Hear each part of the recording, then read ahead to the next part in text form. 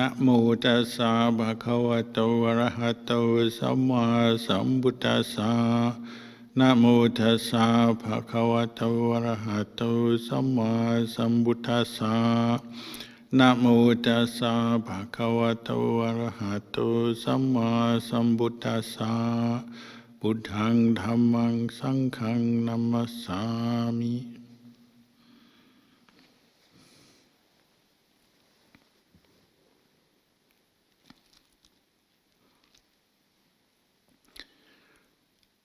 Blessings. Good evening to you all. Today is the new moon, lunar observance day. So it's the day that monks chant, recite the Patimokkha verses of discipline, come together to meditate and chant the Parittas, as we've just done. And also tomorrow, the 5th of December, will be the birthday of the monastery, or anniversary of the founding of the monastery, which took place 5th of December, the year 2000, when our president, Jeffrey Tan, travelled to Thailand and offered the title deeds of the first piece of forest that became the monastery to Lumpur Anand in Wat Map Jan in Thailand, to begin this monastery, to begin this journey which has led up to this day. So the monastery began, and it's what we call a branch monastery of Lumpur Cha, of which there are many, many in Thailand, all over Thailand, and quite a number around the world now. The international branch monasteries, all with a link back to Ajahn Chah, even though he died many years ago. His Sangha in Thailand, his monastery is still there, and there's a direct link back to him. And that's a constant reflection for us, that this monastery, in no small part, is due to the goodness, the wisdom, the barami of Lumpur Cha. Of course, we can look further back to the Buddha himself, because our lineage, our Sangha and lineage of monks and nuns links right back to the time of the Buddha, and the way we practice, and our aspiration for Nibbana, full enlightenment, is partly boosted by that link back to the Buddha, recollecting the Buddha, the enlightenment of the Buddha, the qualities of the Buddha. And then in the modern era, for those who were fortunate like myself to at least spend some small time with Lumpur Cha, we have life within living memory, enlightened disciples of the Buddha we can recollect, and it brings up many good qualities in our heart. When you recollect, say, someone like Ajahn Chah, brings up not only the gratitude for his teachings and sacrifice that he made in teaching Sangha and laity, which has led to the founding of this monastery, but also his own enlightenment experience and the qualities that he embodied that we can remember, his great sacrifice, his great effort and resolution in the practice, his great compassion, his peace, his patient endurance, his wisdom.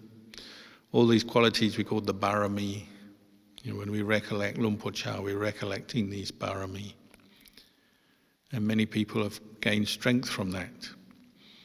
Even if you've never met Lumpur Cha, in his teachings, the barami shine through, the wisdom, his own personal battles shine through, his struggles in the practice of the Dhamma towards enlightenment.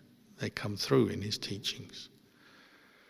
And this is an important part of our faith or conviction in Buddha Dhamma Sangha, in the path of practice that leads to enlightenment, is that those people who experience enlightenment or Nibbana Their starting point was they were just normal human beings like us. And this is important for our own self-confidence in the practice, bringing up commitment to the practice, because if we thought that Ajahn Chah was born enlightened or born pure, wise, compassionate, well, it's like, it's all right for him, but what about us? We're not born pure and wise and compassionate. But Luang Por Chah wasn't born perfect. He's like us. He's imperfect. And he said, in all the way through his life, teachings, discussions, talking to the Dhamma with people around him, he talked about his own mental defilements, his own suffering, his own mistakes, his own learning process. So you can see, and particularly for those who knew him, they could see that he came from the same place as us.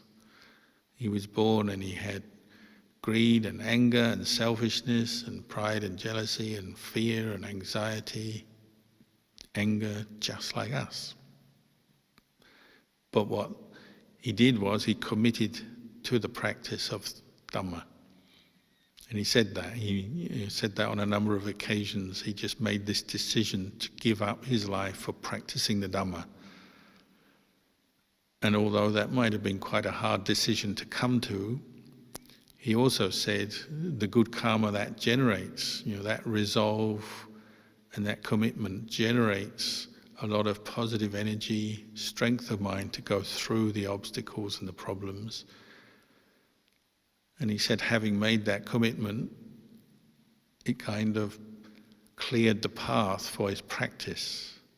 As things came up, there was just this willingness, commitment to practice with whatever obstacles came up in his heart, in his life.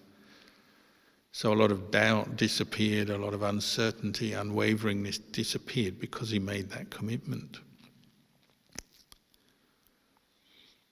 And building a monastery, like we're celebrating the anniversary of this monastery, starting to build a monastery is a bit like that. You're just committing to a project to build a monastery. There's some land offered, and nobody knows in the beginning what will happen.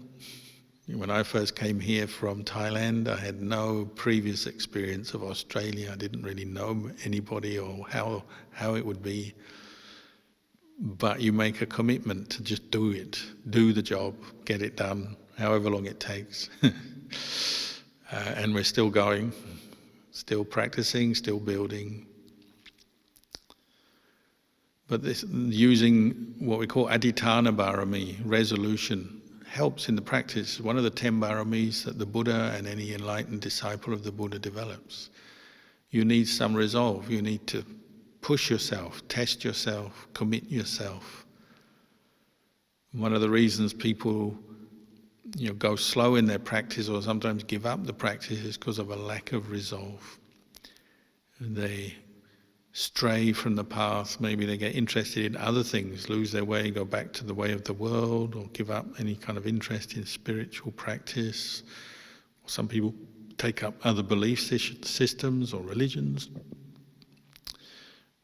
But if you're going to really learn about what the Buddha taught and experience what he experienced for yourself, then you have to have a certain level of commitment, and making a resolution to do the practice brings up some of that commitment, strengthens your mind. And strength of mind is something we're constantly returning to and improving on.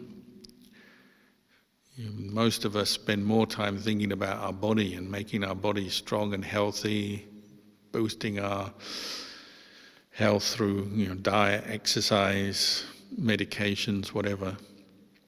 And that's good as well, because our body is important as our vehicle for practice. But we also need to strengthen our mind, even more so. And sometimes our body fails us through our own karma or just what life brings us. You can't guarantee you'll have a strong, healthy body all the time. But your mind can overcome even illness. You don't have to.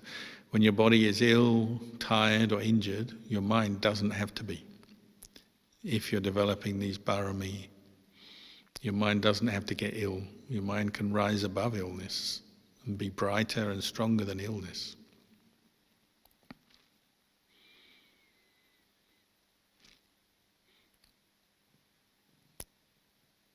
The other day I was fortunate that I managed to have a brief conversation with Lumpur Sumedho, who's living in England now, and so we don't get a chance to see him very much. He's visited this monastery a few times, and we had a meeting of the senior monks of Ajahn Chah's International Sangha, and we invited Lumpur Sumedho to address the Sangha, and he pointed out that as you do the different things you do in life, whether it's building monasteries, teaching, helping people in different ways, you also have to help yourself and reflect on the Dhamma all the time as you're doing these other things.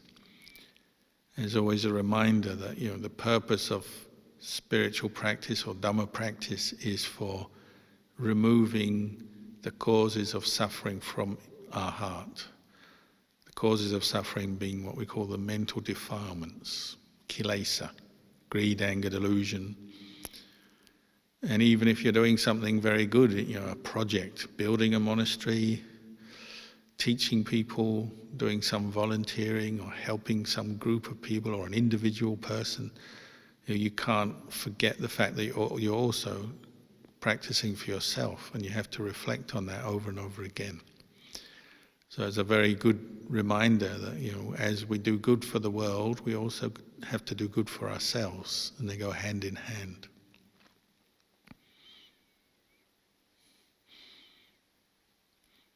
Another recollection on this day, the 5th of December, up until a few years ago, it used to be the celebration of the Thai king, Rama IX, Bhumibol Adulyadej's birthday. He passed away, but we still remember him on the 5th of December.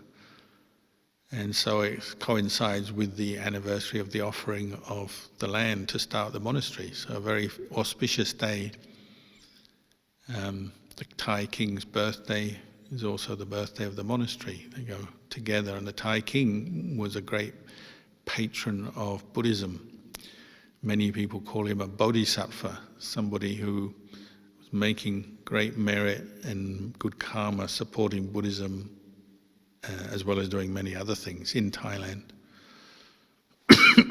And on the 5th of December we remember some of his good qualities, because he's a good example of a lay Buddhist, how they incorporated Buddhist teachings into his life, how he did that because so many people struggle with the practice of Buddhism. They have faith in Buddhism, but they always complain, but how do you actually practice it in daily life? It's so difficult. But the Thai king, as you can imagine, being a king, he had many, many duties, responsibilities, things to do, a very busy person. But he said he always had to make time for practicing the Dhamma, and he always had to reflect on the Dhamma. It's not just the job of monks and nuns to do that. Lay people have to do it as well. And you can see some of the interviews different journalists had with him over the years. They're still available on the internet or on YouTube. As one question was asked, how do you practice when you're such a busy person with so many duties and you have so little time for yourself, so little time to rest? And the king pointed out that he made time for himself. Even in his busy day, he would find time to be alone, to meditate and reflect on Dhamma. And he said this is part of his practice, and he gets strength from that so that he can go on and do his other duties to help others. That principle is important for us to remember. If you're in the lay life, you might feel you're too busy being a mum or a dad, or with your job, or looking after your parents, or whatever it is that you do in your life. You might feel you're very busy and there's no time to practice Dhamma. But really, it's up to you to make time, to find time to do some meditation, find time to quietly reflect on your life and understand yourself better. The Thai king was very fortunate. He had some very good teachers. In one of those interviews that's on YouTube, he's gone to pay respects to Lumpur Khao, who at the time was the most senior disciple of Ajahn Mun and considered to be an enlightened arahant. And Lumpur Khao, he was a contemporary of Ajahn Chah and a very wise, peaceful monk, radiating loving kindness every day. Anybody who met him was always impressed with his sense of peace and kindness. And the Thai king made time available for himself to go and see teachers like that, to listen to their teachings, meditate with them, and so on. And that interview, he is being asked about Buddhism in particular, and the interviewer asks him, so do you believe in original sin?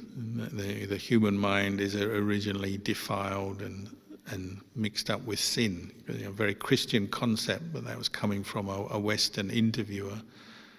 And straight away the Thai king answers, you can see on the interview, he straight away says, no, I don't.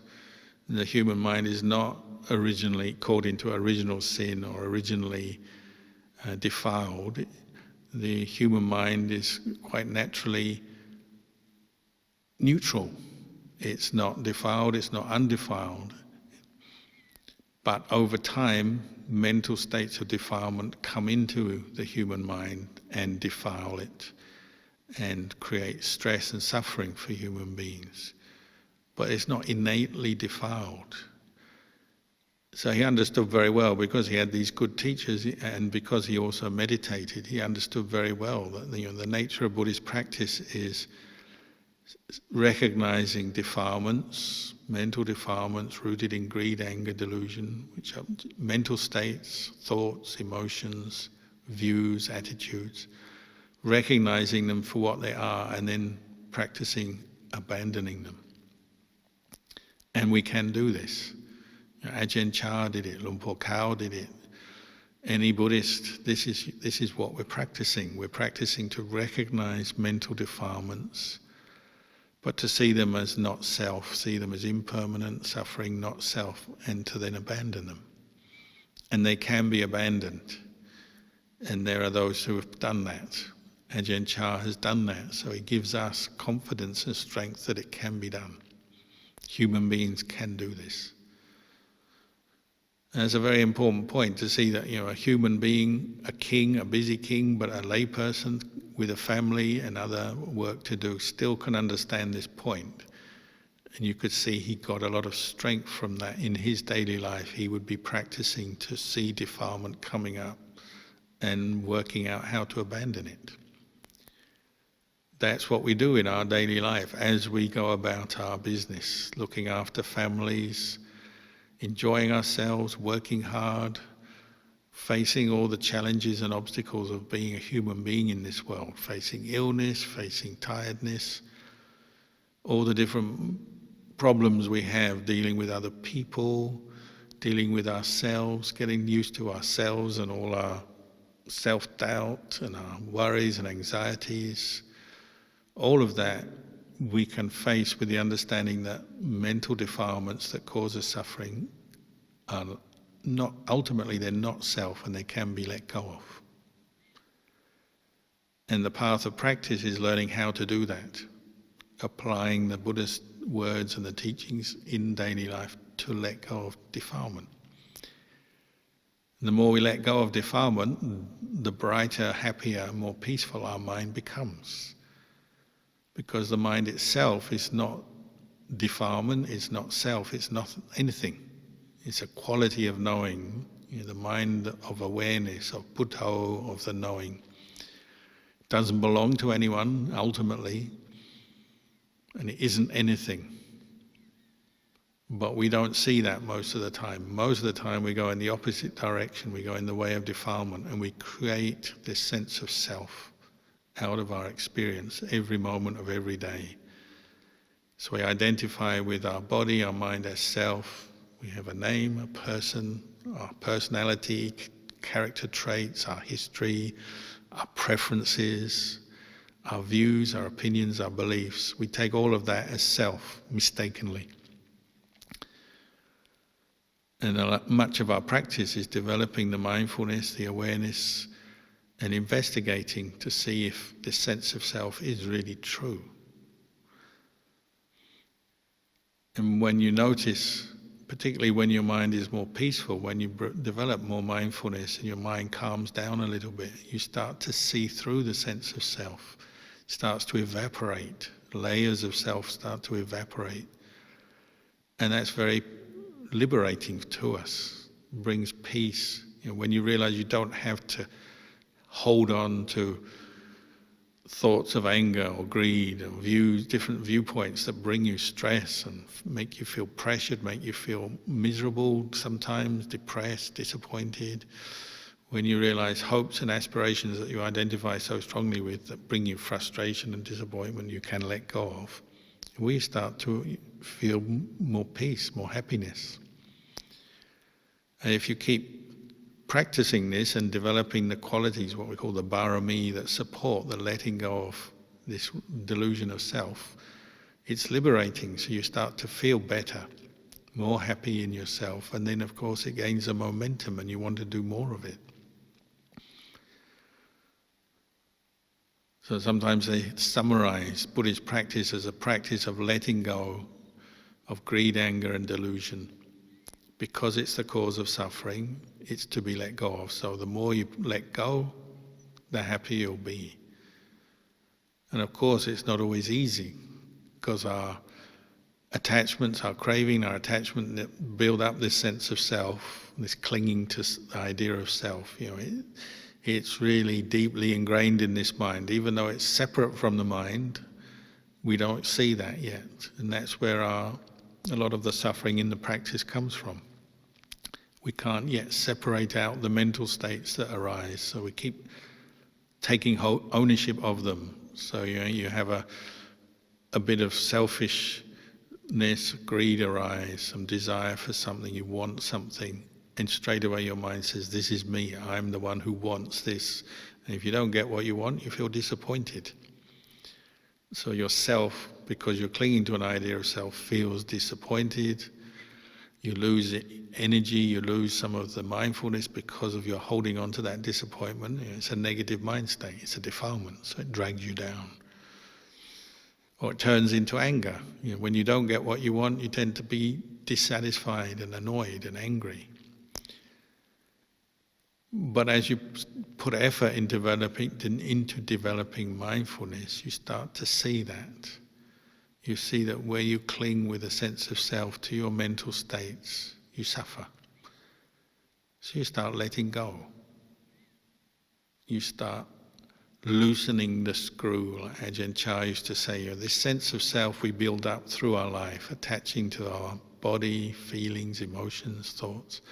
It's like a screw that we keep tightening. Every moment that we're not mindful and we don't see the truth, it's like we tighten the screw a little bit more. And as the screw tightens, we feel more pain, more anguish, more suffering in different ways, more pressure. A tightened screw, it's under pressure. Whereas the practice of Dhamma, developing mindfulness, reflecting on things, seeing defilement, as a cause of suffering, and then knowing this is what I must let go of, is like loosening that screw. So every moment of mindfulness is like a little twist in the screw. It starts to loosen.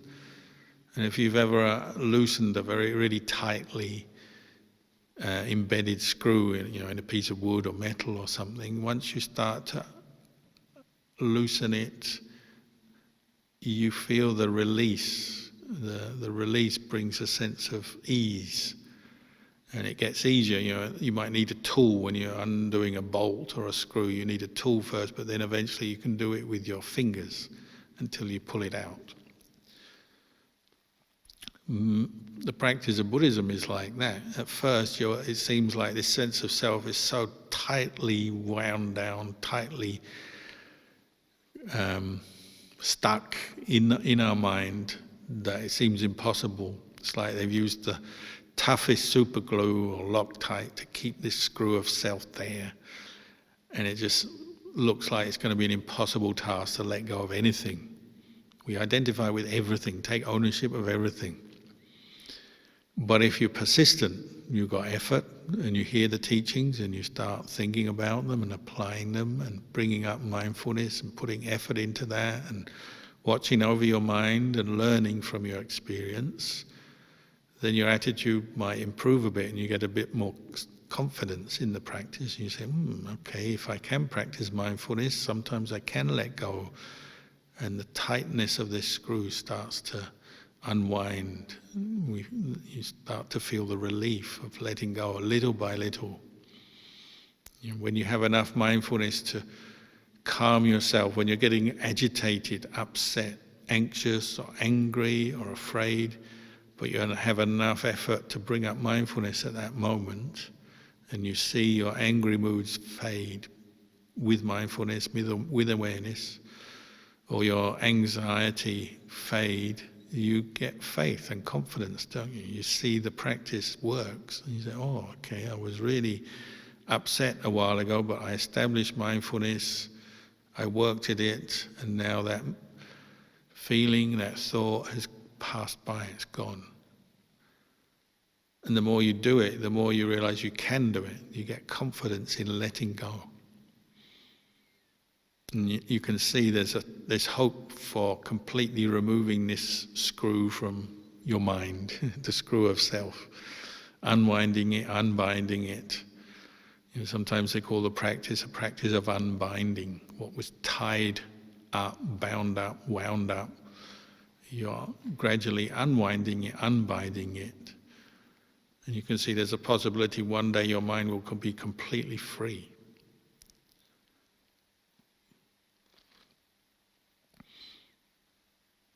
And this is what we're learning in a monastery as a Sangha member or as a lay person.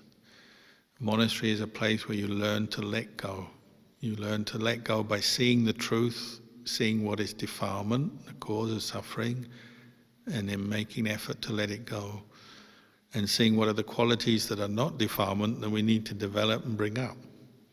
Mindfulness, kindness and compassion, wisdom and insight, patience, energy, effort, resolution, faith, confidence. All the wholesome qualities are what we develop, and the mental defilements are what we abandon.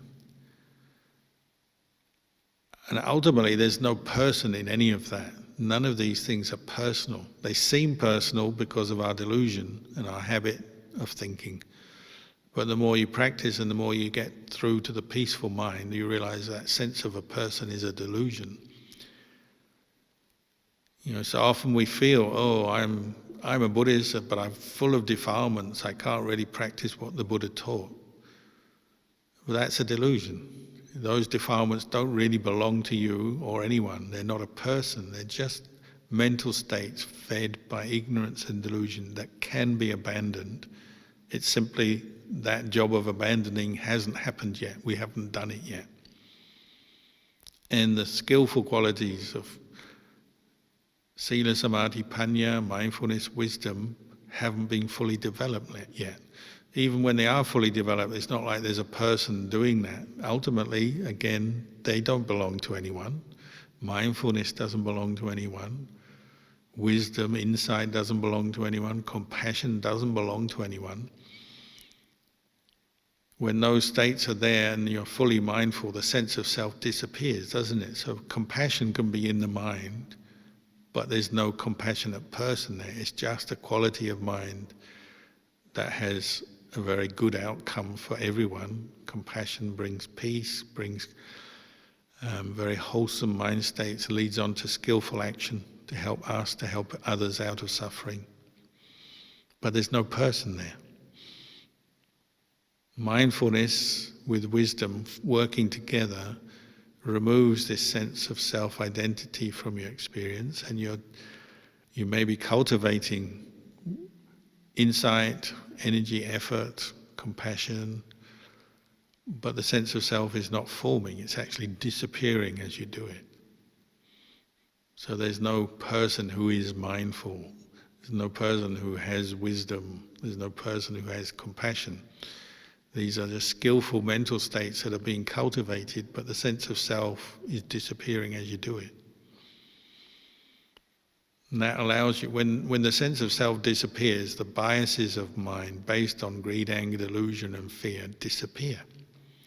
So you can look at your experience from this place of clarity without bias. So if you see a mental defilement, a bit of greed, selfishness, anger, worry, fear, you can see it for what it is rather than getting lost in it. If you see a mental defilement as a mental defilement, you will naturally want to drop it, let it go. Because it's bad for you. It causes you suffering, causes you more suffering, prolongs your agony. Just like they say, if you have a thorn in your foot, once you see it, you identify it, you don't want to leave it there because you know it's going to cause you pain as you walk along, so you pull it out. Well, until that point, you may be doubting and thinking, I can get by with the thorn, it doesn't really matter. Or maybe I don't have a thorn, it's just some internal pain. Or maybe life is just all about having a pain in your foot. You don't yet fully understand you've got a thorn in your foot which needs to be removed. Mental defilements are like that. They trick us, they fool us. We're so used to them, they're our best friends because we've been brought up with them. So we're used to being greedy, selfish, angry, worried, afraid. We even defend them. We say, I should be angry, I should be afraid, I should be depressed. We've got all our reasons and excuses backing up our attitude. But the practice of Dhamma is doing the opposite. You're unraveling, untwisting this bolt, this nut, this screw, and saying, well, actually, I shouldn't be defending defilement. They're to be abandoned, not defended. And when you abandon them, you're liberated. Why would you want to hold on to something that brings you suffering? The way to end suffering is abandon greed, anger, attachment, desire, wanting, not by holding on to it. And that's true insight. What helps you get to that point is mindfulness, because when you're mindful, your mind goes still, if only for a few moments. And when your mind is still, you can see what is defiling the mind. You can see the negative emotions, the sources of suffering. So the Buddha said, coloured dye that's put into water. Water is just translucent, neutral, but human beings put all kinds of colour into water. Yellow, blue, red, whatever. We put the colours in. That's like the mental defilements that we pick up and take ownership of, that defile the mind. But they're not actually the mind. They're separate and they can be abandoned, let go of.